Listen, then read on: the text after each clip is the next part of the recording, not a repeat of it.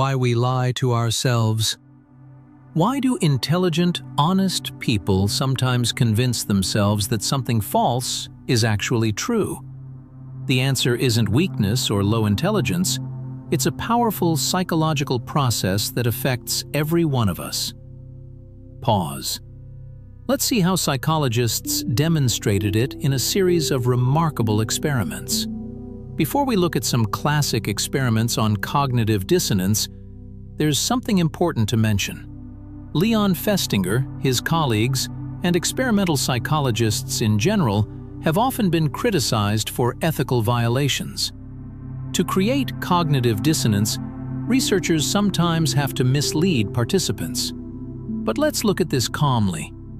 Certain procedures may be acceptable in scientific research that would never be appropriate in everyday life. With that in mind, let's examine a few examples. How do you lead someone into a false belief? How do you persuade someone to say something they don't actually believe? One approach is simple. You ask for their help in the name of science. You tell them the research serves an important purpose and ask them to cooperate. But there is another approach. Instead of persuasion, you can use group pressure. Imagine a room full of participants. Most of them are actually working with the experimenter. They are shown two lines that appear almost identical but are in fact different lengths. One after another, each person carefully looks at the lines and confidently says, "They're equal." Finally, the real participant takes a look. Some people immediately respond, "What are you talking about? They're obviously different. Are you trying to fool me?" A good person, perhaps, but not a very useful participant for this experiment. They never experience cognitive dissonance. Others hesitate. They look again. Then they say, "Oh, I must have looked at them from the wrong angle. Now I see it. Yes, they're the same." At that moment, cognitive dissonance has taken hold. A similar experiment can even be carried out with children. Imagine a bowl of sweet porridge. Almost all of it is sweet, except for one small section that's salty. The children begin eating. Then they're asked, "So, how does it taste?" Everyone answers, "Sweet." But one child pauses. That hesitation is where cognitive dissonance may begin. According to Festinger, two main factors determine whether cognitive dissonance appears. These factors are surprisingly simple. They're not based on morality or ethics. They're based on how people explain their own actions. The first factor is this: a direct order versus a personal decision. Imagine medical students are asked to prepare a 10-minute presentation explaining the supposed benefits of drugs and deliver it to teenagers. For someone who is committed to protecting people's health, this is deeply uncomfortable. But suppose the experiment is carefully arranged, and eventually they agree to do it. One group completes the task because they are given a direct order. The researchers tell them, "This is necessary. We take full responsibility." The second group performs exactly the same task, but this time the decision is entirely their own. Both groups begin with the same beliefs. Both believe drugs are harmful.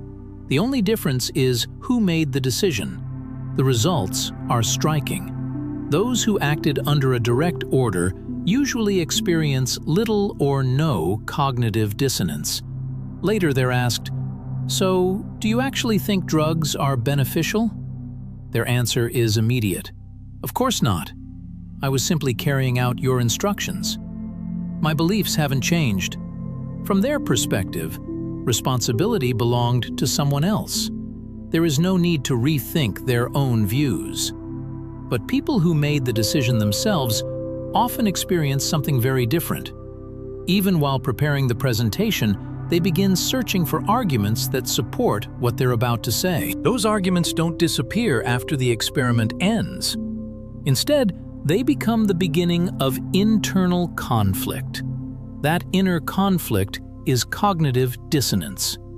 The second factor is just as interesting: high reward versus low reward. This experiment takes a little longer to set up. It begins with an advertisement inviting people to participate in what is described as an interesting and enjoyable psychology experiment. Many volunteers arrive. The first group is brought into the laboratory. Instead of an exciting experiment, they're given an extremely boring task. For a long time, they simply draw circles, nothing more. When the task is finally over, they're asked, "So, how did you like the experiment?" Most people answer honestly, "It wasn't interesting at all. It was repetitive. It was boring." The experimenter agrees, "You're absolutely right. But we'd like to ask one more favor. There are more volunteers waiting outside. Please tell them the experiment is interesting, enjoyable, and worth participating in. We'll explain everything afterward, and, of course, we'll pay you for your help." Some people refuse. They're not useful participants for this study. Others agree. Now imagine two participants who both decide to help. Each walks outside and tells the waiting volunteers that the experiment is interesting and enjoyable. Afterward, each receives payment, but not the same amount. One participant receives $15. At the time, this was considered a generous payment. The other receives only $1. The experiment isn't over yet. Before leaving, both participants are asked to complete one final questionnaire. Most of the questions are routine: name, address, and basic information. But hidden among them is one important question. How interesting was the task of drawing circles? Was it enjoyable? Was it engaging? Or was it simply dull? The results surprised many people. Not everyone agrees with them intuitively, but the evidence was remarkably consistent. Participants who received the larger payment usually answered exactly as they had before. The task was boring. It wasn't interesting. Why? Because psychologically, the payment served much like a direct order. The transaction was complete. They had done someone a favor. They had been well compensated. There was no reason to change their opinion. The participants who received only $1 reacted very differently. Many of them spent noticeably longer filling out the questionnaire. They hesitated. They searched for explanations. They began telling themselves things like, "Well, maybe drawing circles wasn't completely pointless.